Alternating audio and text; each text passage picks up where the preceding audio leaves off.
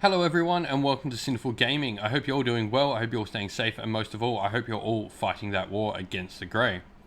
The last few days or weeks really, we've had a bunch of videos put up on the channel that talk about particular armies as if you're getting into Age of Sigmar for the first time and looking at these particular armies and what they all have in common and what the sort of thing is that they do. We've had armies that are all monsters shown off, we've had armies that are horde armies, and we've talked about a whole bunch of different things, and we're going to continue these because people are asking us for a bunch of different videos on, well, some ideas of armies that suit different things and different playstyles within the game. So to start that off, we're going to look into 5 great defensive armies in Warhammer Age of Sigmar. Now, what makes a good defensive army is, I guess, a very broad spectrum of different things.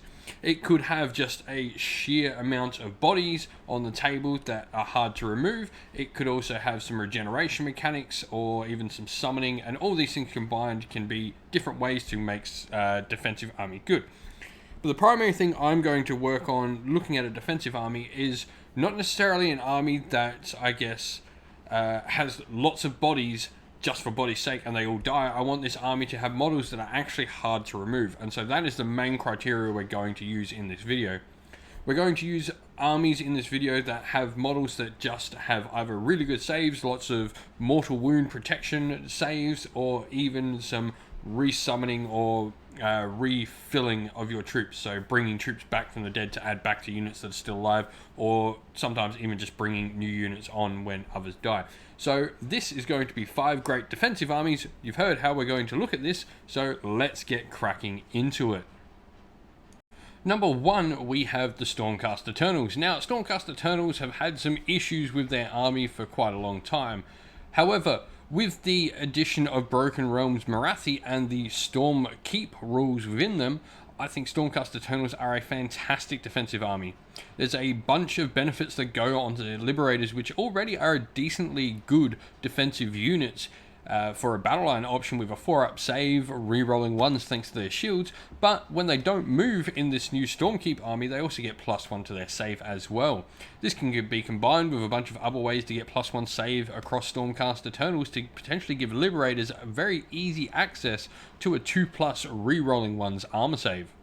Stormcast Eternals do lack a bit of after damage saves, that mortal wounds generally can be their biggest downside against them. But I feel that just the amount of protection they have from generic attacks, meaning your opponent is needing to really going to have Ren 3 to really be starting to hurt your army. Even Ren 2 only puts you down to a 4-up re-rolling 1s, so it's not the best. You're really needing like Ren 3 or 4 or something like Volturnus's Ren 5 against them to really make those armor saves not matter.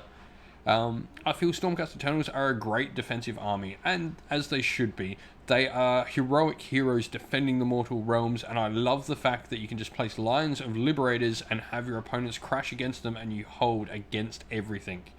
This, for me, is just how Stormcast Eternals should play and should feel, and Stormkeeps is just amazing at giving that feeling to the army. Number 2, we have the Maggotkin of Nurgle. Maggotkin of Nurgle are a great defensive army, and they have a lot of different ways they can go about making this army. For starters, you have access to a bunch of demons that are really hard to put down.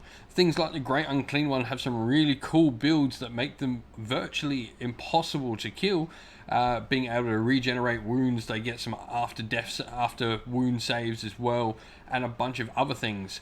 Alongside Plague Bearers, which get a bunch of minuses to hit, making them really hard to move off the table. And you've got great units like your Putrid Black Kings, who when combined with the right buffs also get after damage saves, but also have a 4-up save with a nice amount of wounds as well. Black Kings and the Puscoil Black Lords as well are just really hard to remove off the table just to the amount of wounds they can put in on a decent save. A 4-up save is okay in Warhammer Age of Sigmar, but when you start sticking that 4-up save on a model with 4 or more wounds, it really becomes an issue because you're passing half the saves you have to take if they have no rend, and even then you're passing a third if they've got rend 1. So this means your opponent is having to put that many more attacks and hits into these units to actually take them out. Nurgle make for a great defensive army, and there's a bunch of ways you can also turn this into some offense as well, with things like the Blight Cyst, which allows the Putrid Black Kings to get rend, meaning you can get this army doing some offense as well, being able to counter-strike against your opponent.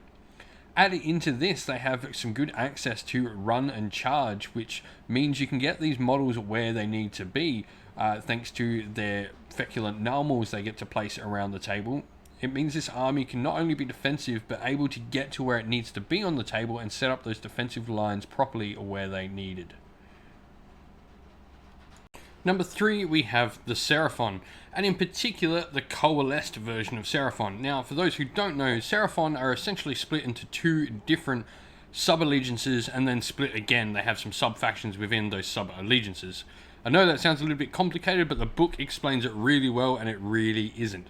So, Seraphon are split down into 2 main sub-books, I guess, being coalesced as one version, and Starborn as the other. Now, the coalesced version has a bunch of great defensive benefits that I think make Seraphon a great defensive army.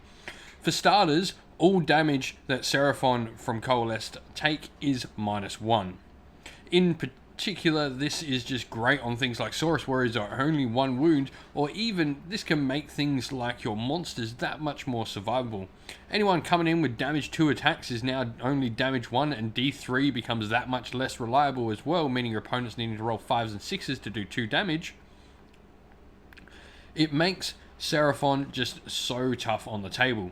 We can add in the fact as well that you could play in the Thunder Lizards sub-faction within Coalesced, which adds some wounds onto those monsters of yours as well, making all of them that much better.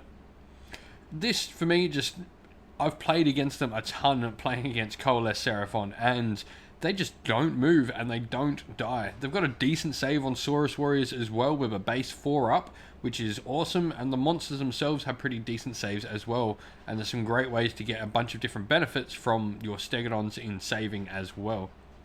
Add to this that you've got some really cool buffs around and some great spellcasting to make sure you get off a bunch of defensive buffs as well. It just makes Seraphon great for playing a defensive game on the tabletop. Number 4, we have the Ossiarch Bonereapers. For starters, this is a death army, so you have a bunch of rules allowing you to bring models back into your units, and this just straight away makes your army that much more survivable and defensive in a game.